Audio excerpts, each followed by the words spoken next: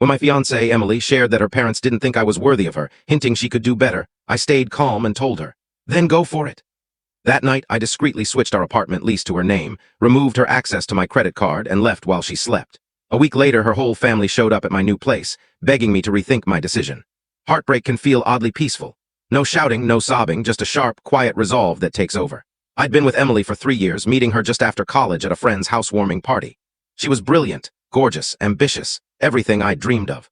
We moved in together after a year, got engaged after 2, and were knee-deep in wedding planning when it all fell apart. Looking back, the warning signs were there. Emily's parents, Charles and Margaret, were never warm toward me. They were old money elites, private schools, vacation homes on the Cape. I grew up in a working-class family in Michigan, put myself through a state college with loans and odd jobs, and was building a career as an architect at a decent but not flashy firm. At dinners, they'd quiz me about my career goals, asking if my firm landed any big-name projects.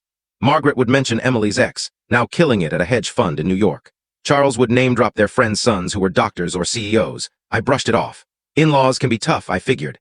Emily would nudge me under the table, grinning when her parents weren't looking. I thought we were tight. The day everything crashed was ordinary. A Wednesday in May, I got home drained from a long client pitch. Emily was at our kitchen island, staring at her tablet. "Hey," I said, tossing my keys into the bowl by the door. "How's your day going?" She didn't answer right away, which wasn't like her. Emily was always talkative about her job, her friends, or some random thing she'd seen online. The silence was my first clue something was wrong. "I had lunch with my parents," she said finally, eyes fixed on her screen. "How are Charles and Margaret?" I asked, keeping it light as I grabbed a soda from the fridge. "They're concerned about us," she replied. I paused, can halfway to my mouth. "Concerned how?" "About the wedding, about whether you're the right match for me." I set the soda down unopened. "And what do you think? They just want what's best for me." "That's not what I asked," she sighed, closing her tablet. "They brought up some points I hadn't thought about, like how your job doesn't have the same growth potential as, say, finance or law. How we won't live the life I grew up with. How our worlds are so different." "We've known that from the start," I said, my voice even despite the knot in my chest. "It never seemed to bother you before."